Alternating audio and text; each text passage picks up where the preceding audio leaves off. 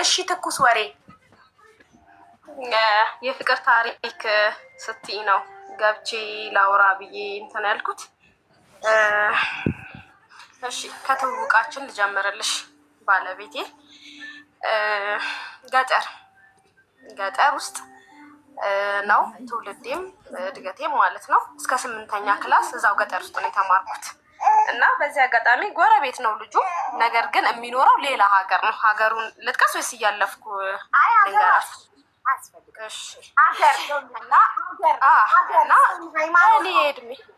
ሀገር ስም ሃይማኖት አያስፈልግም። እሺማ እሺ እና በእኔ እድሜ እኩያ ነበረ በወቅቱ። ወንድሞቹ ሌላ ጋር ስለሚኖሩ እነሱ ጋር ሄዶ ነው እንዲሰራ በዛው እንዲማር ተደርጎ ለመስቀል ይመጣል ማለት ነው። ለመስቀል ይመጣል፣ እንገናኛለን። እኔ 8ኛ ክላስ ጨርሼ ወደ ከተማ ነው የሚሄደው ማለት ነው። 9 10 11 12 እያለ ለመቀጠል ወደ ከተማ መሄድ አለብኝ እና እዛ ሲሄድ በሄድኩበት በአመቱ መስቀል ተያየን መጣ።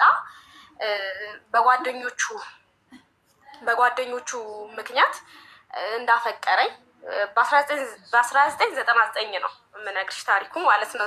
በ99 ዓመተ ምህረት ነው እና ያኔ ስንተኛ ክላስ ነኝ? 9ኛ ክላስ ነኝ ማለት ነው።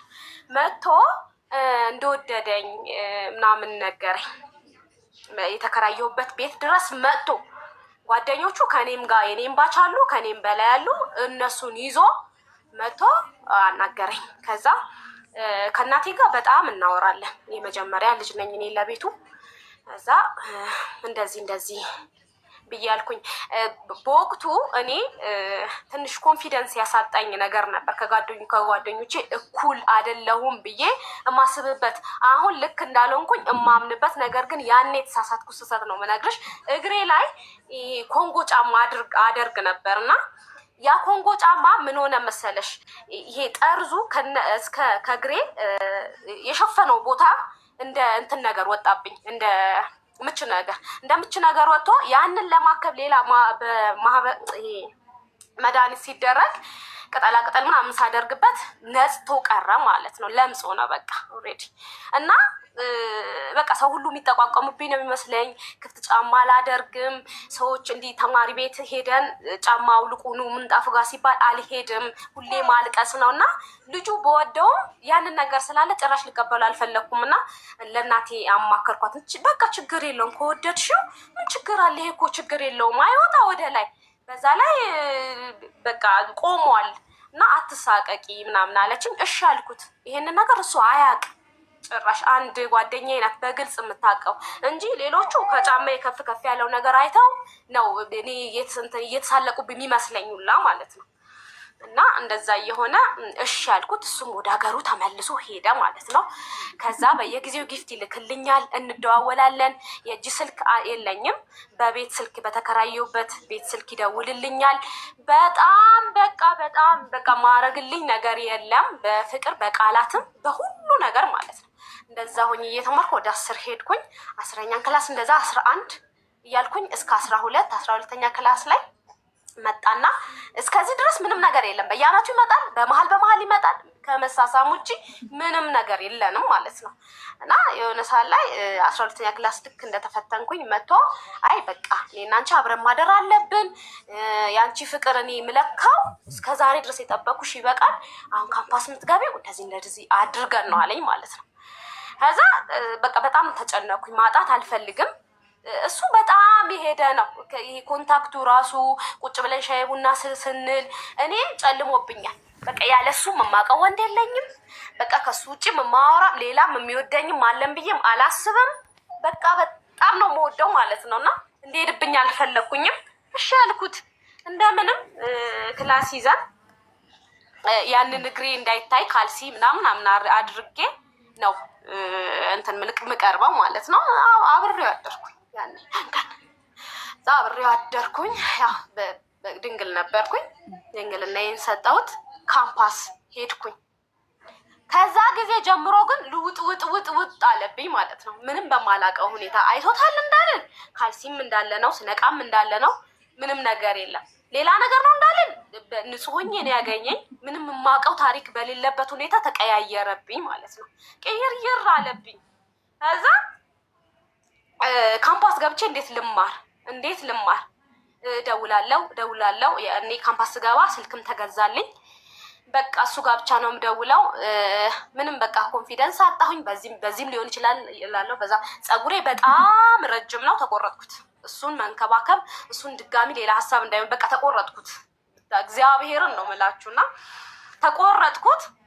መከታተል አልቻልኩም። በጥጥቱ አናቱ ላይ አምጥቼ ነው ወደ እንትን ምለው ማለት ነው የማልፈው። በቃ ምንም በቃ እና ዊዝድሮ ሞላሁኝ። አልቻልኩም። ዊዝድሮ ሞልቼ ሰፈር እናቴ ናት ሁሉ ነገር ታውቃለች።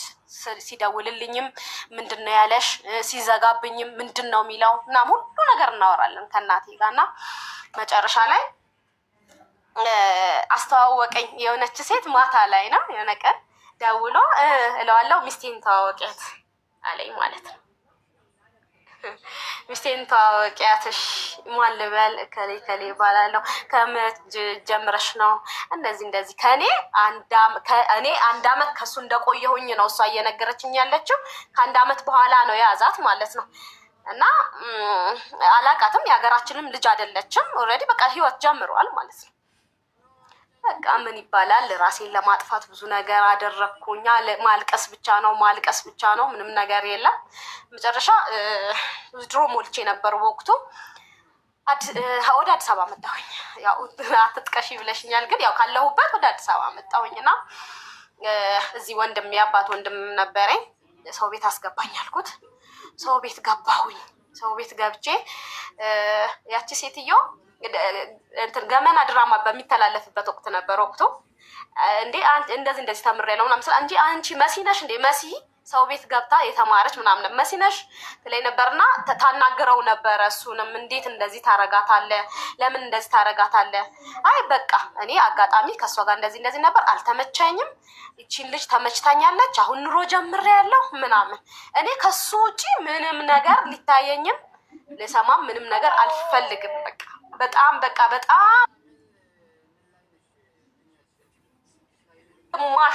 ግማሽ ማለት ነው ሙሉ ለሙሉ ተቆጣጥሮታል። ዊዝድሮ ሞልቼ በወጣሁበት አመቱ አለቀ። ድጋሚ ሄድኩኝ። እንደምንም ያቺን ጨርሼ እያለቀስኩኝ በቃ ምን ህይወት የለኝም። እግሬ ነው የሚታየኝ፣ ያንን እግሬ ነው የሚታየኝ። ጨርሼ ወጣሁኝ። ጨርሼ ወጥቼ እናቱም እህቱም ያውቃሉ ስለነበረን ነገር። እነሱም በምርቃቴ ሰዓት በጣም ትሪት አደረጉኝ ምናምን። ከዛ ወደ ተማርኩበት ያቺ 9-10 ወደ ተማርኩበት ከተማ አቅራቢያችን ወደ ሆነችው ከተማ ስራ እስከማገኝ ብዬ ወጣሁኝ ማለት ነው። ያገኘሁትን ስራ ሰራለሁ ብዬ ከዛ ወጥቼ እየሰራው እያለ አንድ ታዋቂ ሆቴል አለ። እዛ ሂሳብ ስራ ሰራተኛ ሆኜ ተቀጥሬ እየሰራው እያለ እንትን መጣ፣ ጥምቀት መጣ። ጥምቀት መጥቶ ጥምቀት ላከብር እንዲሁ በወጣሁበት ፊት ለፊት ተገናኘን ከሱ ጋር። የሚይዘው የምጨብጠው አጣሁኝ። የሁሉ ነገር ረሳሁት። የሁሉ ነገር ረስቼ መንቀጥቀጥ ጀመርኩ። በቃ ሼክ በቃ ሰውነቴ በሙሉ መንቀጥቀጥ ጀመረ፣ እሱን ሳይ ማለት ነው። እና እሱም መጥቶ ቅፍ አደረገኝ። የሚገርምሽ ነገር ሲጋራ ይዘዋል፣ ቦርኳል። በቃ የሆነ ነገር ይመስላል ማለት ነው። ተንቀጠቀጥኩ። በቃ ማመንም አቃተኝ። እሱ ነው እሱ አይደለም።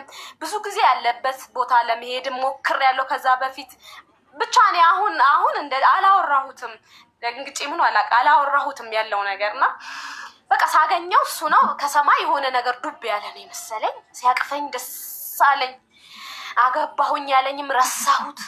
ያን ቀን አብረን አመሸን። በቃ ነይ ምናምን ነገር አለኝ። የእህቱ ቤት ነበር ያረፈው።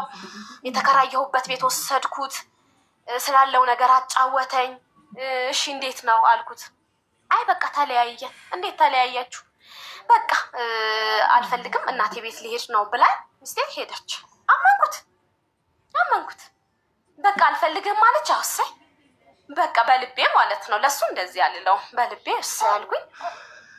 እዛ በተማርኩበት እንዳጋጣሚ ስራ መጣልኝ። እግዚአብሔር ይመስገን ገቢዎች መስራት ጀመርኩኝ። ገባሁኝ። ከዛ እሱም በዛ አስይዤ በደሞዝ አስይዤ ባጃጅ ገዛሁለት። አብረን ሆንን። ሽምግልና ተላከ።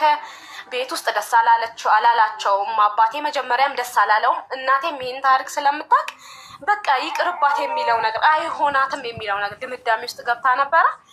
ሽምግልና ሲላክ አንቺን የሚያሳርፍ ከሆነ አንቺን ከዚህ ከተንጠላጠልሽበት የሚያወርድልኝ ከሆነ ይሁን በቃ ነው ያለችኝ። ምንም ማድረግ አትችልም። በቃ ተቀበሉ። በባህላችን ወይፈን፣ ቂቤ፣ ማር ተይዘው ነው የሚኬደው። እንደዛ ይዘው በጠዋት ሄዱ። አባቴ በጣም ደንግጧል። በቃ የተሻለ ነው የሚጠብቀው። ምክንያቱም ሰፈር ውስጥም ያየዋል መጥቷል ማለት ነው። በወቅቱ ሁኔታውን ስላዩት ደስ አላላቸውም ጭራሹ። አብረን ሆነን አብረን በሆንበት በወሩ አምሽቶ መግባት ጀመረ። እኔ እርጉዝ ነኝ፣ ጸንሻለሁ። አምሽቶ ይገባል። በአጥር ዘሎ ነው የሚገባው። ይጠጣል፣ ያጨሳል፣ ይቅማል። ሪስፔክት የለውም ምንም ነገር። እኔ ግን በቃ ጨልሞብኛል። ምንም ነገር አይታየኝም። እና ጽንሱ እየሄደ እየገፋ ሲመጣ በቃ እኔም እጠብቀዋለሁ ቁጭ ብዬ። ካለንበት ቤትም ውጡ ተባለን ሌላ ቤት ፈልገን ገባን። እና ሌላ ቤት ፈልገን ስንገባ ተማሪዎች አሉ። የገባንበት ቤት ተማሪዎች ግቢ ውስጥ ተከራይተው ነው ያሉት። የሰፈራችን ልጆች ናቸው። ያውም በሌሊት ተኝታለች ብሎ እጁን ያወዛውዛል ማለት ነው። ባሳያችሁ በአክት ያወዛውዛል ላይኑ። እኔ አልተኛውም። ቀስ ብሎ ወጥቶ ጠጥቷል። እንግዲህ ያንኳኳባቸዋል። ሄደው ለሴቶቹ ማለት ነው ያንኳኳባቸዋል። ብለው ምንድን ነው ቤቴ መስሎኝ አለ። እንዴ ገብታን ነበር እንዴ? አልገባሁም ጭራሽ ቤቴ መስሎኝ ነው በጭራሽ። እሺ ለቤትም አልናገርም። ምን አፋለኝ ብዬ ነው። ጸንሼ ነበረ። ልጁ ተወለደ። ወልጄ እናቴ ቤት ነበር የተቀመጥኩት። በወለድኩበትም ሰዓት የማይነገረኝ ነገር የለም። እኔ በቃ ምንም መስማት አልቻልኩም። ብሰማም ምን አይነት ፍቅር ይሁን እኔ ምንም ሊገባኝ በማይችል ሁኔታ አላውቅም። በቃ የማስተዳድረው እኔ ነኝ። ያቺ ባጃጅ ይዞ ይወጣል። ለራሱም አይሆነው እንኳን ለእኔ ለቤት ምናምን ታዩ። ለራሱ እቁብ እየጣለ እቁብ ጥሎ የቤቴ ዕቃ ነው ሊያስይዝ የመጣው። እቁብ ወስዶ ስወልድ 3 ወር አልገባም ቤት ውስጥ ሲጨፍር ነበረ። ያንን እቁብ እያመጣው እዛ በደሞዙ የሚቆረጠውን እከፍላለሁ ያለኝ 3 ወር አልገባም። በቃ ከሴቶች ጋር ሲጨፍር ነበር። ከዛ ደግሞ ለነጋዴዎች ወደ ገጠር የሚሄዱ ሴት ይሄ ሴት ነጋዴዎች የሚያማምሩ ምናምን ካሉ ለነሱ በዱቤ በነፃ እየጫነላቸው ለእኔ አንድ ለልጄ ወተት እንኳን ለእኔ አንድ ቀን እንኳን የሆነ ነገር ሳያደርግልኝ ከአራስ ቤት ወጣ። በቃ መክፈል ያንንም እቁብ መክፈል ጀመርኩ። ያንንም የባጃጁንም ብር መክፈል ጀመርኩ። የሚቆረጠውን ተቆርጦ ይመጣልኛል ትንሽ። በሱ እየኖረን እያለ ሰራተኛ ያስፈልገኛል። ሰራተኛ አስገባሁኝ። ያቺ ሰራተኛ የልጁ ዳይፐር አትቀይርለትም። ውዬ ስገባ እንዳለ በወቅቶ ነው የሚጠብቀኝ። ምን ነው እንዳትነኪ ብሎኛል።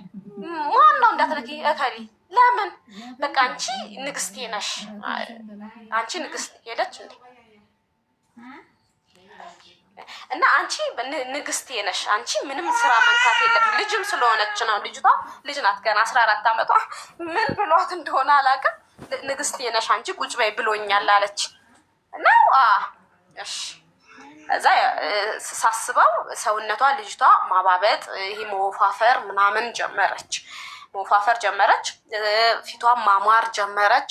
ከዛ ከስራ ወጥቼ እስከምገባ ድረስ ቻፕስቲክ፣ እግሯ መታጠብ። አንድ ልጅ ነው ያለኝ እንግዲህ እሱንም ምንም ትሪት አታደርገውም። ምንም ነገር መጥቼ ነው ዳይፐር ምቀይርለት፣ መጥቼ ነው ምግብ ማበላው ምናምን። በቃ ስለጠረጠርኩኝ እኔ እስቲ እንሂድ ሐኪም ቤት አልኳት ማለት ነው። ልጅቷ እንሂድ ስላት ለምን አለችኝ። እንዲሁ እኔም ልታይ እፈልጋለሁ፣ እስቲ አንዳንዴ ሽንት መታየት ጥሩ ነው እናም ብያት ይዣት ሄድኩኝ። እንደምንም ሄዳ ስትታይ ልጅ አለ እንደዚህ ነው የሚባለው አልኳት። ልጅ አለ ነው የሚባለው አልኳት። ልጅቷ አታውቅም፣ አልተማረችም ገና። እድሜዋ 14 ምናምን ቢሆናት ነው፣ ገና ልጅ ናት። ከዛ ምንድን ነው አልኳት። ልታምንልኝ አልቻለችም። በስንት መከራ አባብዬ ስነግራት ስጠይቃት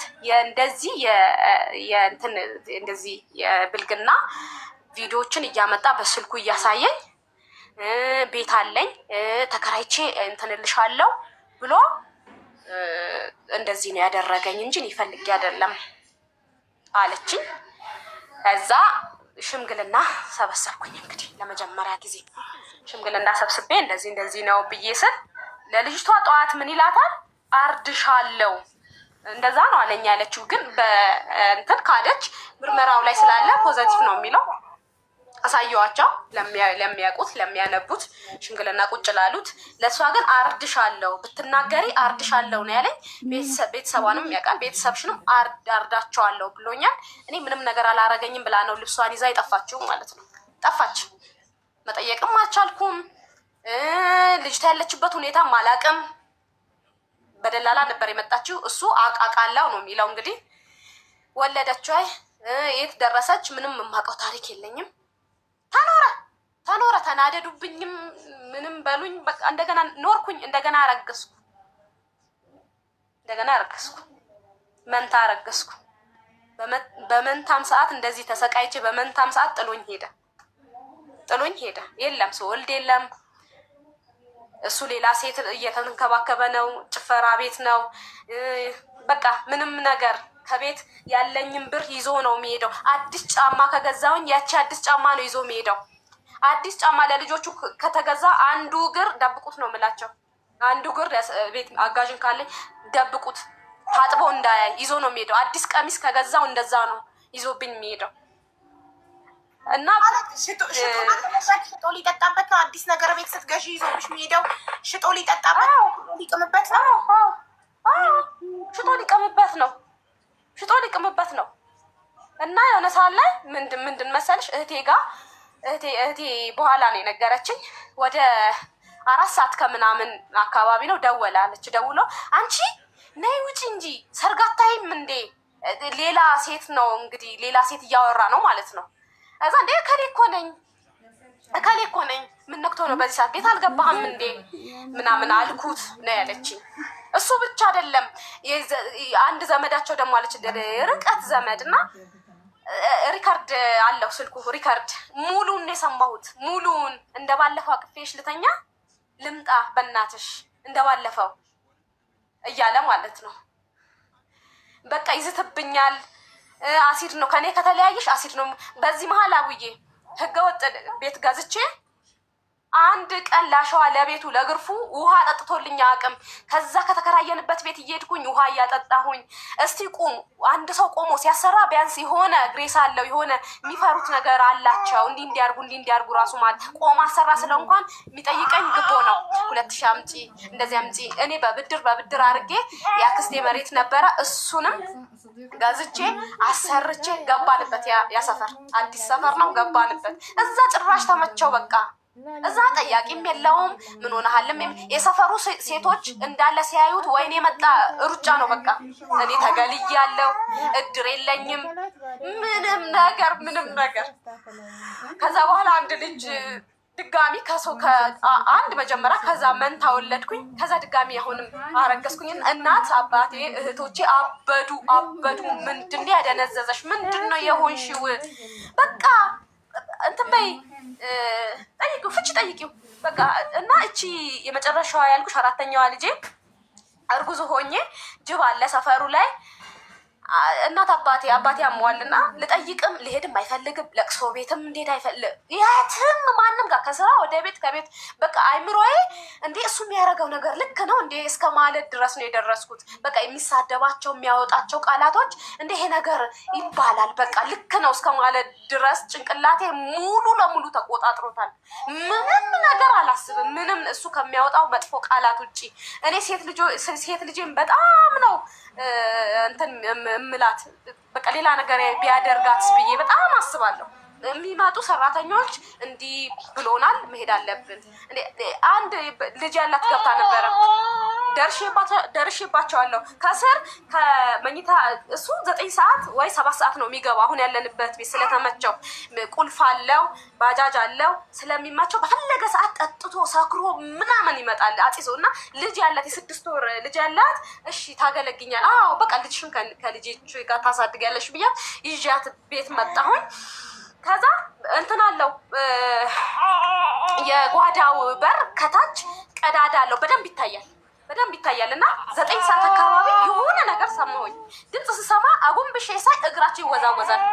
ከዛ ልክ ሳየው በየስጫ ምን ያስጨውሻል ምን አባሽ ሆነሽ ነው ብሎ እንደገና ከግድግዳ ጋር አላትሞ ለቆኝ። እንደገና ሌሊት ነው፣ ጅብ አለ፣ በጣም ነው የሚያስፈራው። ሰፈሩ አዲስ ነው ብዬሻለሁ። እንደገና ጎረቤት ሄጄ ጎረቤት እንደገና ካላመጣችሁ ጭቅጭቅ በቃ አንድ ጎረምሳ አለ እዚህ በር ብትደርስ አሁን ደምህን ነው የምጠጣው ከገባ ገባ ብሎት ድጋሚ ሄዶ አሁንም ሽማግሌ ሰብስቦ ይሄ ያልሰበሰባቸው ዛሬ ከሰበሰባቸው የሆነ ሰዓት ደግሞ ሲሰበስብ ሌላ ሽማግሌ ነው ሰብስቦ ይዞ የሚመጣው።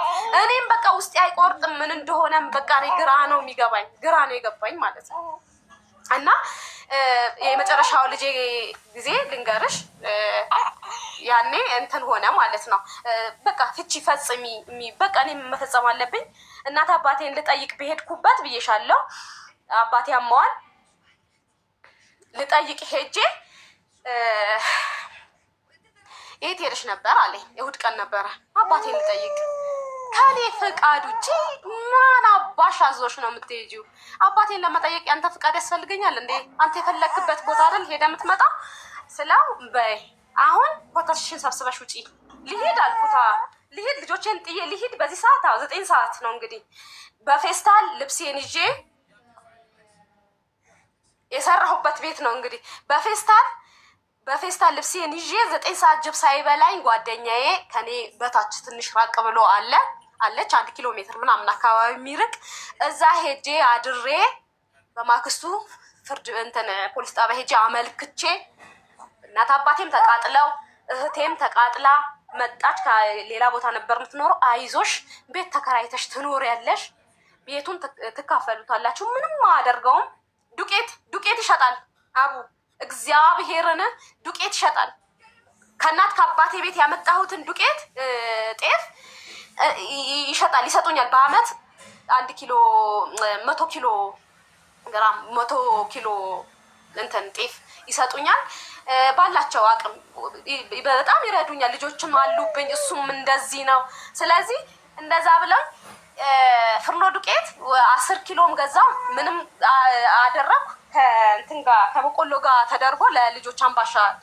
ያንን አምባሻ ይዞ ሄዶ በአረቄ ይለውጠዋል። አረቄ የሚሸጡ ሴቶች አሉ ሰፈር ላይ፣ በአረቄ ይለውጠዋል። የኔ ታሪክ ማንንም ሰምቶት ማንንም ደርሶበትም አያውቅም። እኔ አላውቅም፣ ምንም የለም። ቤት ውስጥ ቆራሊዮ ከመጣ እቃ ማጠቢያ ይቺ እንትኗ ሳፋ የለችም፣ ሳፋ ይሸጣል። ሳፋ ቁጭ ብሎ ይሸጣል። እኔ አላውቅም። ከዛ እሺ በቃ እኔ ፍቺ ነው የምፈልገው ብዬ ቆርጬ ፍቺ ደብዳቤ ሰጠሁት። እኔ በቃ ፈራዋ ልክ ሳያው የሚገለኝ ይሄ ከተለያየን አሲድ ነው ምደፋብሽ፣ ከተለያየን እገልሻለሁ ስለሚለኝ በቃ ምንድን ነው ያደረኩት ከአንድ እንትን ጋር የፖሊስ አባል ጋር ሄጄ ሰጠሁት። ሄጄ ስሰጠው ፈልገሽ ነው አለኝ። አዎ ፈልጌው ነው። እሺ በዛ ሰዓት ቤት ተከራይቼ ነው የወጣሁት። በወጣሁበት ሰዓት ሳህን አልቀረም ተሽጧል። ሳህን አልቀረም። ሳህን ይሄ ተደራራቢ ሳህኖች፣ ሌላ እንትን ቲቪ ስበሩት ነው የሚላቸው ለልጆቹ። ስበሩት ባሉት ለእሷ ደግሞ እናትሽ እንደዚህ ትሁን በላት አቁም ልጆቹ ይሉኛል። ከዛ እንደዛ የሆነ የፍርድ ቤት ወረቀቱን ሰጠሁት።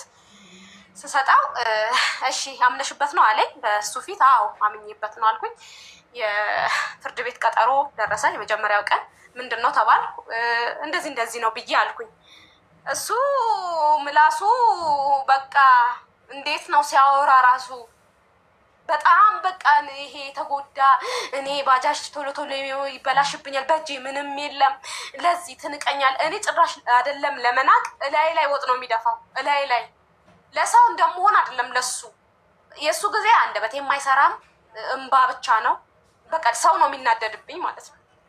እኔ ለሰው በጣም በቃ ይሄ በጣም አግሬሲቭ ነኝ። በቃ ስናገር ቁጡ ነኝ። ምንም እንትን የለኝ። ትክክል ነው ባልኩበት መንገድ ላይ ሄዳለሁ። ለሱ ጊዜ አይሆንም። ግራ ነው። ሰዎች አሁን ቤተሰቦች መተት ምናምን ይሉኛል። ምን እንደሆነ ነው ግራ በቃ ግራ ማለት ነው። ግራ ታመም ያለው ብሎ ቤት ውስጥ ቁጭ ብሎ ይውላል። ቁጭ ብሎ ከሰራተኛ ጋር የተመቸችው ሰራተኛ ካለች ቁጭ ብሎ ይውላል። ምንድነው ከወገቤ እንደዚህ እንትኑ ባጃጅ የሆነ ነገር ሳደርገው ይለኛል። እሺ ቁጭ በል እና እኔ ታምሜ እንደዚህ ማትገዥልኝም? በአመት ምገዛለት ልብስ ምገዛለት እኔ ነኝ፣ ጫማ ምገዛለት እኔ ነኝ። ምንም ነገር የሚጎድል ነገር የለም። ውጭ ላይ የሰማሁት ነገር እኛ ሰፈር አዳዲስ ቤቶች ይሰራሉ። ሰዎች እዛ ሴት ሲያስገባ እኮ አይተነዋል ይሉኛል። እሱ ታዩን አይቼዋለሁ። እኔ ፊት ለፊት አይቼዋለሁ። ፊት ለፊት ማለት ስጮ የምን አባሽ ነው ምን አባሽ ሆነሽ ነው በዚህ በሌሊት የሚያስጮሽ ብሎ እንደገና ከግድግዳ ጋር አላት ሞኔክ ይተወኝ ማለት እና ያ ፍርድ ቤት ትደረሰ የመጀመሪያ ቀን እንዲታሰብበት በቀጣይ ትቀጠሪያለሽ። የመጀመሪያው ቀን አይወሰንም ነው። ከዛ በቃ ትልልቅ እርጉዝ ነኝ ደርሻለሁ። ትልልቅ የሚባል በጣም ትልልቅ የሚባሉ ዳር ዳር ሽማግሌዎች መጥተው ማያውቁ ጠዋት እሑድ ቀን ነበር ቀጠሩኝ። ሄድኩኝ። ትልቅ ዛፍ ነው ዋርካ ያለበት ቤተክርስቲያን አካባቢ ነበር የተቀጣጠርነው። እዛ ሄድን። በቃ ጋቢ አነጠፉ። መጨረሻ ብዬ አቅቶኝ ምንድን ነው የሚያስቸግርሽ እንደዚህ ብዬ ከዚህ ነገር አሁን ካልሻቸው ነገር ውስጥ አንዱን ነገር ቢያደርግ ቤቱ ጥሎ እንደሚወጣ እዚህ ላይ ተፈርሞ ነው የምትታረቁት ተባልኩኝ። ታረኩ። እሺ ብዬ ታረኩኝ። እሱም ደስ አለው። ለ15 ቀን ጸበል ነኝ ብሎኝ ሄደ። እዛ ወንድሞቹም መጥተዋል። ትልልቅ የሚባሉ ወንድሞች አሉት። በምንም ደረጃ ትልቅ ናቸው። መጥተዋል። እነሱ ይዘውት ሄዱ። እዛ መጀመሪያ የነበረበት ቦታ ይዘውት ሄዱ ለጸበል ብሎ 15 ቀን ቆይቶ መጣ። ሲመጣ በቃ ጥሩ ሆነ። ለልጆቹ ጠዋት ተነስቶ ልብስ ያለብሳቸዋል። ሌላ ጊዜ ትምህርት ቤት የለም ነው የሚላቸው። እንዳትሄዱ ትምህርት የለም ዛሬ አትሄዱም ትምህርት ቤት። ልብ ኬዝ ያለበት ልጅ አለ። እህቴ ናት የጥቁር አንበሳ አመላለሰ የመጀመሪያ ልጄ ልብ ኬዝ አለበት፣ ክፍተት አለው ቫልቭ ተብሎ እሱ እንኳን ለማሳከም አይሄድም። ጤነኛ ነው ልጄ። ደረቱ ጋር አብጧል። እንዲያው በሕክምናው ታዩና እንዲህ ለሚያይ ሰው ደረቱ ጋር አብጧል ልጁ። በቃ ምንድን ነው የሚባለው? ያው ቀጠሮ እስኪደርስ ወረፋ እስኪደርስ ቆዩ ነው የተባልነው። እህቴ ናት ሄዳ የምታመላልሰው። ልክ እህቴ ልትመጣ ቀጠሮ ደርሶ በየ6 ወሩ ነው የሚታየው። ቀጠሮ ደርሶ ልትወስደው ስትመጣ ገና እኔ እንትን ሰጥቼው ነው 2,000 ብር 3,000 ብር አምጪ ብሎ ለሱ ለሚሄደው ማለት ነው። አለበለዚያ አይሄድም ልጁ አይሄድም። እና ለልጁም በቃ እኔ መሄድ አለብኝ የቀጠሮ ካርዶች ሰብስባ ትስጠኝ አለ። ሰብስባ ሰጠችው። እኔ ነኝ የሚሄደው አዲስ አበባ አለ። እሺ ተባለ። ለልጆቹን ጧት እንትን ልብስ ማልበስ ጀመር። ሌላ ቀን አይሄዱም ነው የሚለኝ። ይረፍድባቸዋል፣ እኔም ስራ ይረፍድብኛል ምናምን እንዲህ አስተጓጉሎን በቃ ጭንቅላቴ ተረባብሾ ብቻዬ ሳወራ ነው ሙለው ቢሮ ውስጥ ቁጭ ብዬ ብቻዬ ያወራለሁ። ቤት ብገባ ሰላም የለኝም፣ በወጣም ሰላም የለኝም። እንዲያው ሲያመሽ ደስ ነው የሚለኝ። አምሽቶ ሲመጣ 9-10 ሰዓት ሲቆይ ደስ ይለኛል። እስከዛ ሰዓት ድረስ ቢያንስ እንቅልፍተኛል። ከዛ ከመጣ በኋላ ሲፈትሽ ጂፓሱ እስከ መጨረሻው ከፍቶ የበሩ መስታወት ይነቃነቃል። ልጆች መተኛት አይችሉም፣ ይጨፍራሉ። ከሱ ጋር ይወዱታል ደግሞ በጣም ይጨፍራሉ ተነስተው። በቃ የእብድ ቤት ነው ቤቱ ማለት ነው። በቃ በዚህ ናውዞ ጭንቅላቴ ናውዞ ጠዋት የለም አይኔ ቀልቶ ፊቴ አብጦ ፊቴ የሆነ ነገር ይመስላል። እንደዛ ያ እግሬ ያልኩሽ በዛም ቆሟል። በዛ ነው በቃ ይሰድበኛል። ያ እግሬ አንስቶ እኔ ያኔ አሁን ምንድነው በኮንፊደንስ እግዚአብሔር ነው አይደል ያመጣ። ደግሞ ምንም በሽታ አይደለም ነስቶ ነው አለቀ። ደግሞ ክፍት ማድረግ ጀምሬያለሁ። የለም እየጠቆረ ትንሽ ነው የቀረው። ሲያምር ደግሞ እግሬ በጣም ያማምራሉ እግሮቼ። እና እሱ አንስቶ ለማሸማቀቅ እጅግ በጣም ይሄዳል ማለት ነው። የሚተፋቸው በቃ ይሄ ማይባሉት አሁን ልጠቅሰው በማልችለው ሁኔታ ማለት ነው። እና ለልጆቹ እናትሽ እንደዚህ ትሁን ማለት ከዛ በዛ 15 ቀን ቆይቶ በመጣበት ሰዓት ደህና ሆነ። ውሽ ተመስገን በቃ እሱ ባመነበት ብዬ እኔም የሆነ ነገር አንስቶ ሲያነብ እኔም እያነበብኩ ሲሰግድ እኔም ቁጭ ብዬ ከሱ ጋር እየሰገድኩኝ ለወር አልቆየም፣ 1 ወር አልቆየም። እኔም ወለድኩኝ። በቃ አነሳበት፣ መነሳሳት ጀመረ። ያ ሱሶቹ ትቻለሁ ያለኝ ሱሶቹ ከሰራተኛ ጋር መሞዳሞድ፣ እቃ ይዞ መውጣት፣ ቤት ሰላም ማጣት። በቃ እኔ እኮ ቁጭ በል ሰላም ብቻ ስጠኝ ነው እኮ ያልኩት። ሰላም ብቻ፣ ምንም ነገር አልፈለኩም፣ ሰላም ብቻ። እዛ እንደዛ ማድረግ ጀመረ። እንግዲህ አሁን ልጅቷ 2 ዓመት ሆኗታል። ኦልሬዲ እንዲሁ ነው ያለ ነው፣ እንደዚሁ ነው ያለሁት። ያው እንዲሁ አሁን የለም።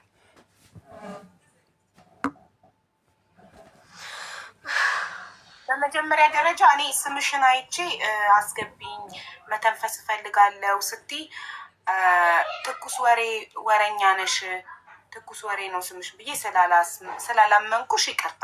ዝም ብለሽ ቀልድ ምናምን ስምሽ እና ያው ሰውን ከስሙ መጽሐፍን ከሽፋኑ ጃጅ ማድረግ እንደሌለብኝ ተምሬያለሁ። ይቅርታ አድርጊልኝ እሺ። መጀመሪያ ኮመንት በቃ ዝም ብሎ ቀልድ መሰለኝ።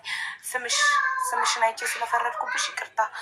እና ግን እህቴ ለምንድን ነው እዚህ ድረስ ማለት ይሄ ሁሉ መስዋዕትነት የምትከፊው ለምንድን ነው? አልገባኝም። እኔ ራሱ አይገባኝም። አመንሽኝም አላመንሽኝም ልክ እሱን ሳየው በቃ የሆነ የዓለም መጨረሻ፣ የወንዶች መጨረሻ፣ የዓለም ይሄ የህይወቴ መጨረሻ የለም የህይወቴ መጨረሻ መደምደሚያ፣ ከሱ ከተለየኝ ህይወት እንደሌለ የሚያስፈራሩኝ ነገሮች። ይሄ ማህፀንሽ እንትን ነው ማስገባብሽ ይለኛል። ብረት ምንም እንዳታገለጊ ነው ማረግሽ።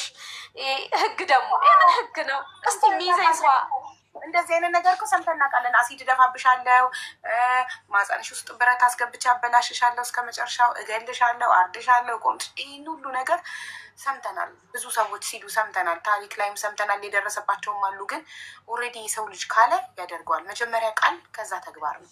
ስለዚህ እንደዚህ እያለሽ ከሱ ጋር የምትኖሪው ለምንድን ነው? አንቺ ራስሽን አትፈልጊውም? ራስሽን አትወጂውም? ለምን? ጥማቡዬ እንደነገርኩሽ እኔ ነኝ ማስተዳድረው እኮ እግዚአብሔርን። አንድ ብር ቤቱ አንድ ብር ይዞም እየሄደ ነው አልኩሽ ማሪ። እኔ ያልኩሽ ራስሽን አትፈልጊውም ወይ? ለምን እንደዚህ እያለሽ አብረሽው ትኖሪያለሽ? ጥያቄ መልሽልኝ። ለምን? ምክንያትሽ ምንድን ነው? ልጆቼ እንዳትይኝ ፕሊስ። ልጆቹ ከሱማ ቢለዩ የተሻለ ማንነት እንደሚኖራቸው ነው ማምነው። ነገር ግን ምንድነው በተለያየን ጊዜ ራሱ 10 እየመጣ ያስቸግረኝ ነበረ። ግቢ ተከራይቼ የኖርኩበት ቤት ማለት ነው። ተከራይቼ ስልሽ ይሄ ወጥቼ እንትን የጠየቅኩ ሰዓት ፍቺ የጠየቅኩበት ሰዓት ማለት ነው። እና 10 እየመጣ ልጆቼን የማየት መብት አለኝ። ፍርድ ቤት ሄጄ ስናገር እንደዚህ እየመጣ ነው 10 የሆነ ቦታ ማቀበል ነው እንጂ ያለብኝ እንዴት ነው እንደዚህ ሊሆን የሚችለው ስላቸው፣ ልጆቹማ የማየት መብት አለው ነው የተባልኩት። እና ለምንድን ነው የምትኖሪው ከተባለ የብዙ ሰው ጥያቄ ነው፣ የኔም ጥያቄ ነው። በቃ ህይወት ያለ አይመስለኝም። ጸበል ቤተሰቦችሽ ለምን ጸበል አልወሰዱሽም? አልወሰዱኝም እስካሁን። ይቅርታ ማለት ሃይማኖትሽ አይፈቅደውም ጸበል ለመሄድ ወይስ ምን? ይፈቅደዋል እንጂ። ኦኬ ታዲያ ኦርቶዶክስ ኮንፈረንስ እሺ ይሄዳለሁ። ብትሄጂ ቤተሰቦችሽ አንዴ ልጆችሽን ይዘውልሽ አንቺ ጸበል ብትሄጂ ጥሩ ነው፣ ካለሽበት ነገር እንድትወጪ። እንደገና ደግሞ የስነ ልቦና ሐኪም ቢያይሽ ጥሩ ነው። የስነ ልቦና ሐኪም ትፈልጊያለሽ? አዎ በጣም እኔ እሱ ነው ማስበው። በአንቺ ፍቃድ ነው። የዓለም የስነ ልቦና ሐኪሞች እንትን ቢሉ ቢሰበሰቡ አንቺን ማዳን አይችሉም። አንቺ እስካልፈቀድሽ፣ አንቺ ከዚህ ነገር መውጣት እስካልፈቀድሽ ድረስ አንደኛ የሰው ልጅ በጤናው እገልሃለሁ፣ አሲድ እደፋብሃለሁ፣ እንዲያረግሃለሁ እየተባለ ለምን ይኖራል እንዴ? ለምን እኔ መኖር እፈልጋለሁ። አንድ ቀን በተኛውበት አምጥቶ አሲድ ቢደፋብኝስ? ዋይ እንደዚህ አይነት ክፉ ሰው ጋር ለምን እኖራለሁ? እንደዚህ አይነት ነገር አንድ ሰው እኮ ይኸውልሽ የሚያደርገውን ነገር ነው የሚናገረው። አንድ ቀን የሚያደርገውን ነገር ነው እየነገረሽ አለማምዶሽ አንድ ቀን ያደርገዋል። ለምን እንዴ? ራስሽን አትወጂም እንዴ? ራስሽን ካልወደድሽ እኮ ለልጆችሽ አትሆኝም እንዴ? ልጆችሽ አያሳዝኑሽም እንዴ?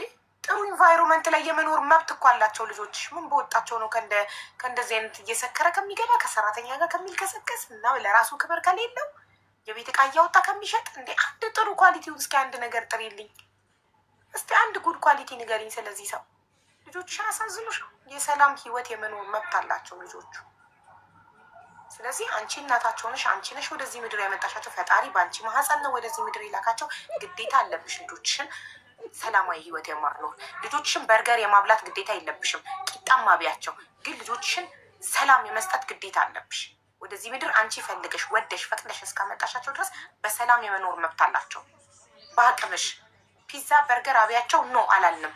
በአቅ ድርቆሽም ይብሉ ከፈለጉ ብቻ በሰላም ጸብ የሌለበት ስድድብ የሌለበት ጭቅጭቅ የሌለበት ቦታ የመኖር ሙሉ መብት አላቸው። ስለዚህ ለልጆችሽ ታዩ የራስሽን ፍላጎት። ልብሽን እርገጪው። ሰውየውን ትወጂዋለሽ፣ ልብሽን እርገጪ። ስሜትሽን አሸንፈሽ ከዚህ ህይወት ወጥተሽ ልጆችሽን ሰላማዊ ህይወት የማኖር ግዴታ አለብሽ እንደ እናት። ግን ልጆችሽን ሰላማዊ ህይወት ለማኖር አንቺ መጀመሪያ ከዚህ ነገር መዳን አለብሽ። ሂጂ ጸበል ተጠመቂ፣ የስነ ልቦና ሐኪም ይሄ አንቺ ወደ አይምሮች ስትመለሽ ሰላም ስትሆኚ ልጆችሽን ታወጫለሽ ከዚህ አይነት ህይወት።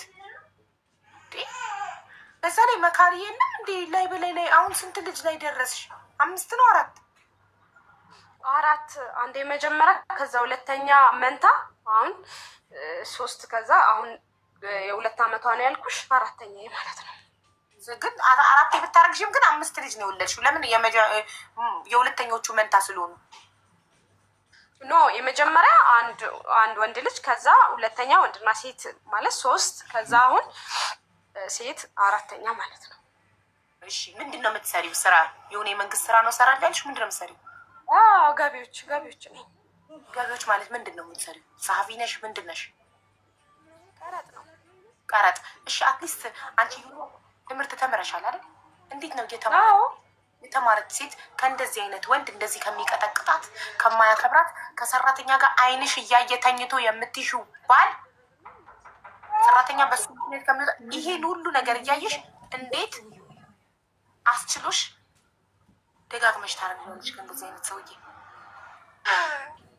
ልጆችሽ አያሳዝኑሽም? ተለሻቡዬ እኔ ብለይም ልጅ በጣም እወዳለሁ እና ከ2 ባል ከምወልድ በሱ ወልጄ ቢያስበላይም እንኳን መውለድም ባልፈልግም በሱ ይሁን ብዬ ነው። አሁን አልፈርድብሽም። ወደሽ አይደለም። መጀመሪያ ጸበል ሄደሽ ተጠምቀሽ መዳን አለብሽ ከእንደዚህ ካለሽበት ነገር። ከዛም በኋላ ምንም ችግር የለውም። ቁጥርሽን አስቀምጪልኝ፣ እኔ በውስጥ ማወራሻለሁ፣ የስነ ልቦና ሐኪም ማገናኝሻለሁ፣ እጠይቅሻለሁ። ግን የመጀመሪያው እርምጃሽ መሆን ያለበት ጸበል መሄድ ነው ያለብሽ። ሂጂ። አልጠየቁሽም? ቤተሰብ፣ ጎረቤት፣ ዘመድ እንዴት እስካሁን ድረስ የሁሉ ነገር ሲደርስብሽ ጸበል ሂጂ እንኳን አላሉሽም? መውጣት እንዳለብኝ ነው መውጣት እንዳለብኝ ነው ያልሽ። መተት አድርጎብሽ ይሆናል ካሉ ቤተሰቦችሽ፣ ታዲያ መተት በምንድን ነው የሚለቀው? በጸበል አይደል? እሱንም አላመንኩበትም። ያደርግብኛል ብዬም አላመንኩም። ምን እንጃ የት እንደሆነ ቤትማ ድምድምን ያደረጉት ይሄ መተት ነው እንጂ በጭራሽ የሰው ልጅ ከሱ ጋር አይኖርም ነው የሚለው። ሁሉም በዙሪያ ያሉ ሰዎች በሙሉ ብትጠይቂ እንደዚህ ነው የሚሉሽ። የሰው ልጅ ከሱ ጋር አይኖርም። እኔ ምን መሰለሽ፣ እኔ መተት በሚባለው ነገር አላምንም። ግን አንዳንድ ራስን አለመውደድ ከእንደዚህ አይነት ሰው ጋር የሆነ በቃ ጨክነሽ ጥርስሽን ነክሰሽ ልብሽን ረግጠሽ ካልወጣሽ በስተቀር ከእንደዚህ አይነት ህይወት የሆነ አዚማም ይዞሻል ከዚህ ሰውዬ ጋር ገባሽ? በቃ የሆነ ምኑን ነው የምትወጂለት? እንጃ በቃ የሆነ ተለሳልሶ በሚያወራ ሰዓት ካለሱ በቃ ይሄ ከልዬ ምናምን በሚል ሰዓት በቃ ሁሉ ነገር ሙሉ ነው የሚያደርግልኝ። ሁሉ ነገር ማለት ነው እርስት ነው ማድረግ ሁሉ ነገር ሀሳቡ ሲያወራ እንደ ቅን አንዳንዴ አሁን ቅን ሆኖ ያወራ አንዳንዴ እንደዚህ ሲያወራ እንደዚህ ብናደርግ እንደዚህ ሲለኝ ነገር ያለፈው ነገር በሙሉ ኤክስ ነው በቃ። እኔ እኮ ገና ድንግልናሽን ወስዶ ጥሎሽ ጠፍቶ አግብቶ መልሶ መጥቶ መንገድ ላይ አግኝቶሽ ሲያደርግሽ በቃ ያቅፈኝ ሁሉ ነገር ረሳው ስትይ ጠፋች ብያለሁ። ገና ሰማሽ ገና እዛ ጋር ሲያቅፈኝ ሁሉ ነገር ረሳው ስትይ ካላስ ሴትዮ ተበላሸች ሄደች አልኩኝ።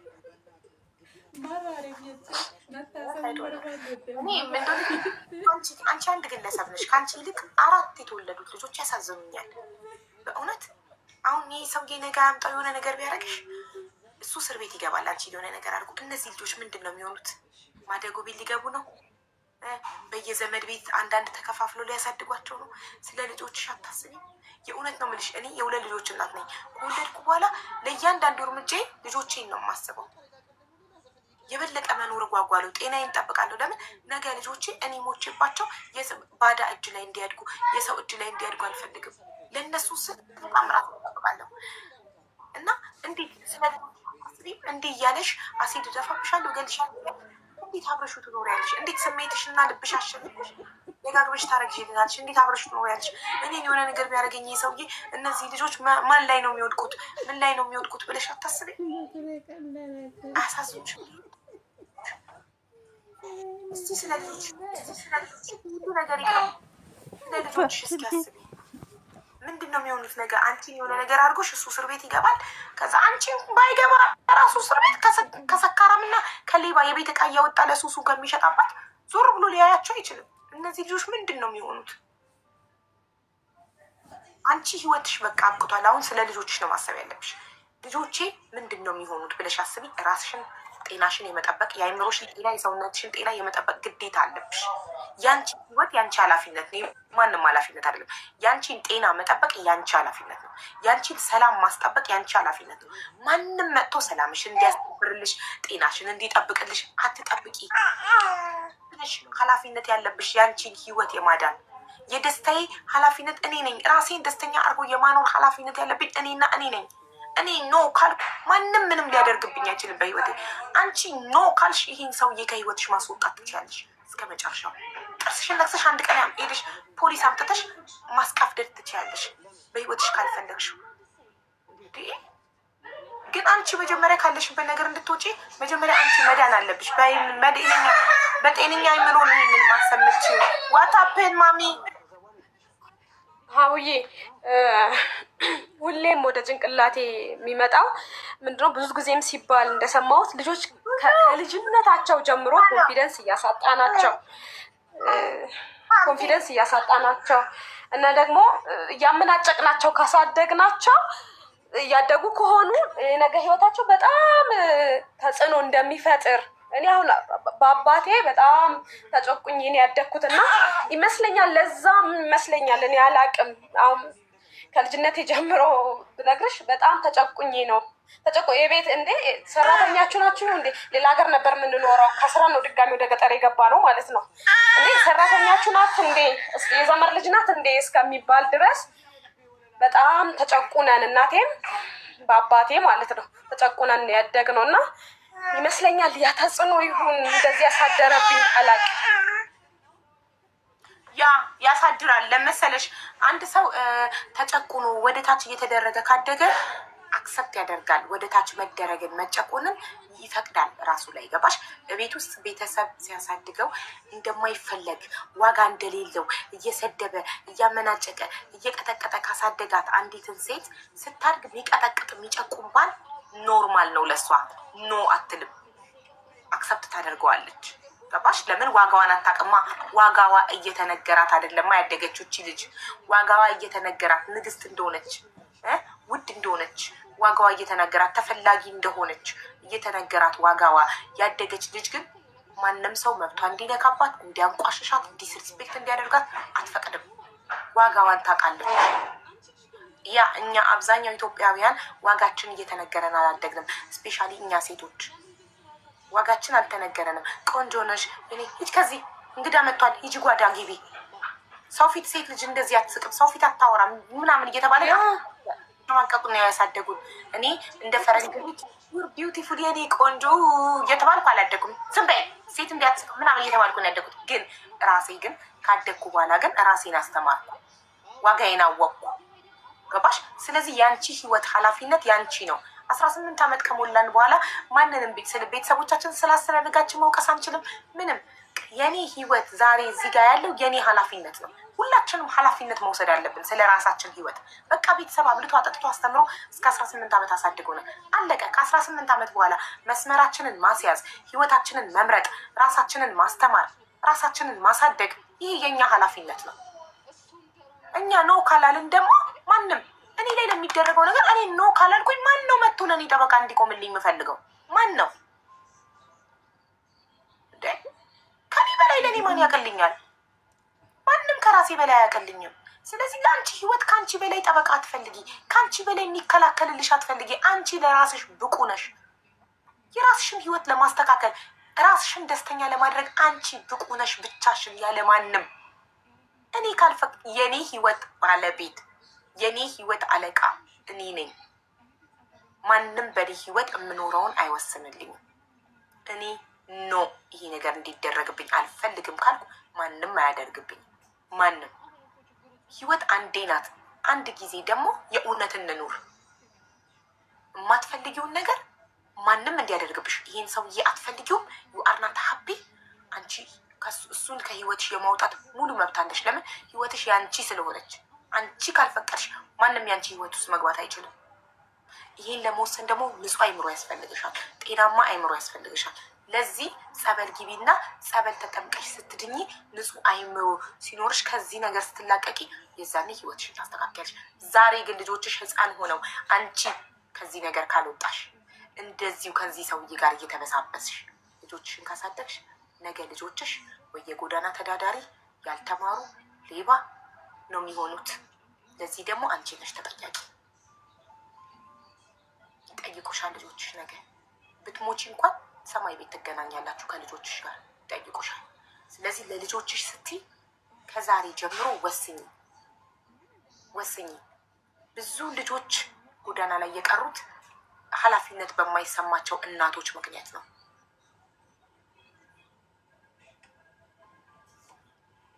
ዶክተር ሀቢባ ግን በጸበል ማመንሽ ገርሞኛል። ክክክክ ሰሚራ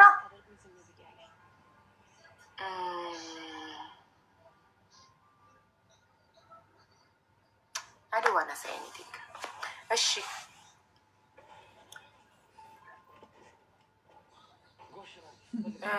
ትኩስ ቅድም ኮመንት ላይ ስትጽፍ እንትን ብያት ነበረ፣ ጃጅ አርጊያት ነበር። ትኩስ ወሬ ስላለ አላጋጭም ብላ መስላኝ ነበርና ደጋግማ እግዚአብሔርን የምሬን ነው መተንፈስ ፈልጋለሁ ምናምን ስትለኝ እስቲ እውነቷን ቢሆንስ ሀቢባ ሰውን በስሙ ጃጅ አታርጊ ብዬ ነው ያስገባኋት። እና በጣም ይቆጨኝ ነበር ባልሰማሽ እህቴ። በጣም እኔም እንደዛ ስለተረዳችው ነው ብዬ ስላሰብኩኝ ያልተናደድኩብሽም ነበረ። ትክክል ናት ማለት የስንት ወስዶች ከፈለግሽ ስምሽን ቀይሪው። እኔ ሰው ስሙ መፍረድን እኔ ደግሞ ስሳሳትም ወዲያው ምልስ ስላለው ገባሽ። መጀመሪያ በስምሽ ደጋግመሽ እንዳስገባሽ መተንፈስ እንደምትፈልጊ እንድሰማሽ እንደምትፈልጊ ስትነግሪኝ ስምሽን አይቼ ኢግኖር አድርጌሽ ነበር። በኋላ ግን ሀቢባ እቺ ልጅ እግዚአብሔርን ስትይ እግዚአብሔርን ካለች እውነቷ ሊሆን ይችላል ብዬ ነው የሳብኩሽ እና ይጸጽተኝ ነበረ ባልሰማሽ። ስለሰማሁሽ በጣም ደስ ብሎኛል። እና ግን ስምሽን ብትቀይሪው ደግሞ ጥሩ ነው። ስምሽን ደግሞ ስልክ ቁጥርሽን ደግሞ ለሀኒ ኦሬንጅ ፕሮፋይል ለሀኒ ላኪልኝና ከዛ እኔ በዋትሳፕ ማወራሽ አለ። ዋትሳፕ ትጠቀሚያለሽ? የለኝም፣ ችግር የለውም። ዋትሳፕ ዳውንሎድ አድርጊና ዋትሳፕ ማወራሽ የስነ ልቦና ሐኪሞችን አገናኝሻለሁ። ጸበልም ሂጂ። እሺ፣ የዓመት እረፍቴ ሊደርስ ነው፣ ያን እሄዳለሁ። አይዞሽ እና ከዛሬ ጀምሮ መውሰድ ዛሬ ነው ያለን ዛሬ ነው። ዛሬ ወስኝ። ህይወትሽ በእጅሽ ናት። ህይወትሽ በእጅሽ ናት። ከዚህ ህፃንነታቸው ልጆችሽን የማዳን ኃላፊነት አለብሽ እንደ እናት። ፕሊዝ ለሀኒ ፋሽን ዋትሳፕ ስላለ ሀኒ ትሰጠኛለች ቁጥርሽን። ዋትሳፕ ላይ ሀይ ብላሻለች። ዋትሳፕ ላይ ሀቢባ ነኝ እልሻለሁ። እናወራለን። በቻልኩት በምክር በሀሳብ በሁሉ ነገር አግዝሻለሁ። እሺ አቡዬ፣ ሁላችሁንም አመሰግናቸዋለሁ ስለሰማችሁኝ። መስማት ቀላል ነገር አይደለም፣ የመጀመሪያ ሕክምና ነው እና አመሰግናቸዋለሁ በጣም። እንዲያው እንትን አግኝቼ ለውጥ አግኝቼበት ባመንኩበትም በማምንበትም በስነ ልቦናው ሄጄ ለውጥ አግኝቼበት ድጋሚ እንደምመጣ ተስፋ አደርጋለሁ ከፈጣሪ ጋር።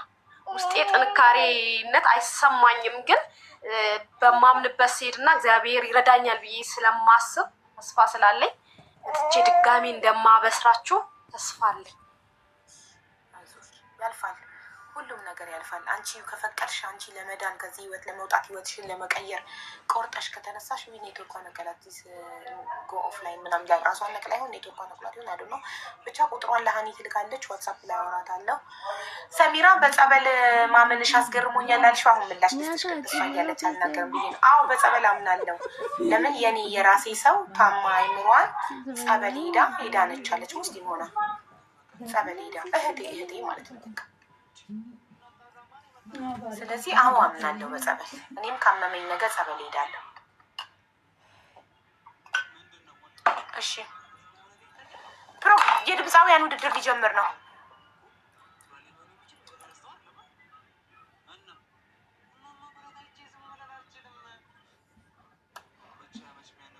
የድምፃውያን ውድድር 17 ደቂቃ አሳልፈናል። ለምን እንትና ባለ ታሪካችን በጣም ታሪኳ ያሳዝናል። በጣም ታሳዝናለች። ይገረብልን የምትሉ ለመገረብ ራሱ አስቸጋሪ ነው ታሪኳ።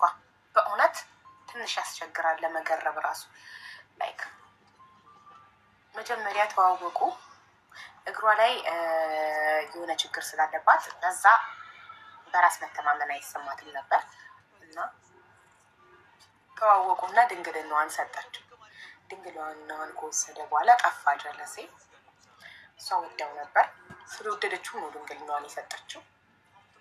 ከዛን ሚስት እንዳለው ሚስቱን አስተዋወቃል። እሷን ትቶ ሌላ ሴት ጋር ሄዶ ማለት ነው። በጣም ልክስክስ ነው ሰውዬው። ይቅርታ አለቃሉ። ከዛ በስንት ጊዜ መንገድ ላይ ያገኘችው። ስታገኘው ሲያቅፋት ሁሉን ረስታ ቀልጥ እጁ ላይ። ከዛ እስከ ዛሬ እንደቀለጠች አለች። 4 ልጆችን አስወልዷታል። እያንከራተታት እሷ ናት ሰርታ በደሞዟ የምታኖረው። በደሞዟ ባጃጅ ገዝታለታለች። ይጠጣል፣ ይሰክራል፣ ከሰራተኛ ጋር ይማግጣል። ከአንዴም 2 ከሰራተኛ ጋር ይዘዋለች። የብልግና ፊልሞች በስልኩ አሉ። ለሰራተኞች ቤት ውስጥ የብልግና ፊልም እያሳየ ሰራተኞችን ያባልጋል። ቤት ውስጥ አዲስ ነገር ከተገዛ አንስቶ ሽጦ ይቅምበታል፣ ይጠጣበታል። አለ የተባለ ቆሻሻ ነገሮችን ሁሉ ያደርጋል። እንደዚህ ሁሉ የሆነ ይኸው አብራዋለች። 4 ልጅ ወልዳለች። ሲክ በጣም ሲክ ሆኖ እሷንም ሲክ አደረጋት። እኔ በጣም የምናደደው እንደዚህ አይነት ታሪክ ሰማ በሴቶቹ ነው የምናደደው። አሁን አትፍረጂ ልትሉ በሴቶቹ ነው የምናደደው። አትፍረጂ መተት ይሆናል። ሁሌ መተት ነው እያለን ራሳችንን ስናታልል እንኖር ነው። ልጆቹ የሚፈጠሩት ልጆች እኮ ነው። የምቃጠለው እኮ ለልጆቹ ነው እኮ። ለእናትና ለአባት አያገባኝም። ትልልቅ ናቸው፣ የሚያደርጉትን ያውቃሉ። ግን ሳይመርጡ እናትና አባት ሳይመርጡ መፈጠር ሳይፈልጉ የሚፈጠሩ ልጆች አያሳዝኑም ወይ? ነገ እንደዚህ አይነት እናትና አባት ሰክሮ ባል ሰክሮ ገብቶ ሚስትን ሲደበድብ ወይ እጁ ላይ ትሞትበትና እሱ እስር ቤት ይገባል። እስኪ ስለ ህይወት ላይ እዩ። ዩቱብ ላይ ገብታችሁ አናቷን ይላታል። ሰክሮ ገብቶ ትሞታለች፣ እሱ እስር ቤት ይገባል። ልጆቹ ወይ ጎዳና ወይ ማደጎ ቤት ወይ በየዘመድ ቤት አንዳንድ ተበታት ነው ያድጋሉ። ዘመድ ቤት እየተጨቆኑ እንደ ሰራተኛ እየታዩ። ለምን? እናት ቶሎ ስላልወሰነች። ሰካራም ሲሆን ሴተኛ ሲሆን ተደባዳቢ ሲሆን ቶሎ ወስና ከዛ ህይወት ስላልወጣች የእሷ ጦስ ለልጆቿ ተረፈ። እሷ በጊዜ ድፍታለች። ልጆቿ በየቤቱ በየጎዳናው በየማደጎ ቤቱ ተንከራተቱ። ስለዚህ አንዲት ሴት ኃላፊነት አለባት ስለ ልጆቿ። እኔ ዛሬ የምወስነው ውሳኔ የነገ የልጆች ህይወት ነው። ቶሎ ማምለጥ ከእንደዚህ አይነት ሰው ልጆችን ይዞ ምልጥ ብሎ ሰላማዊ ቦታ ሄዶ ልጆችን ማሳደግ ከእንደዚህ አይነት ከሰካራም ከተደባዳቢ ከሴሰኛ አሲድ እደፋብሻለሁ እገልሻለሁ እንዴ! የመጀመሪያ ቀን ቃሉ የወጣለት ልጆችሽን ይዘሽ ነው ከዛ ቤት መጥፋት ያለብሽ ከእንደዚህ አይነት ወንጀለኛ ሰው። የመጀመሪያ ቀን ቃሉ ከወጣ ያለ ሰው ያደርገዋል። የሰው ልጅ የማያደርገውን አይልም ካለሽ አንድ ቀን ያደርገዋል። አሲድ እደፋብሻለሁ ካለሽ ቶሎ ሳታስፎግሪ እሱ በተኛበት ወይ በሆነ ሰዓት ልጆችሽን ይዘሽ ማምለጥ ነው ያለብሽ ከእንደዚህ አይነት ህይወት። ጭራሽ አሲድ እደፋብሻለሁ እያለ እንዲያረግሻለሁ እያለ ደጋግሞ ማርገዝ። ቆይ ቁጥሯን ስለምትልክልኝ ዳይመንድዬ በዋትሳፕ አወራታለሁ። የስነ ልቦና ሐኪም አገናኛታለሁ፣ እከታተላታለሁ። በጣም አይምሮ አላከችም እኮ ኔትወርክ እምቢ ብሏት ይሆናል። ኢትዮጵያ አይደለች።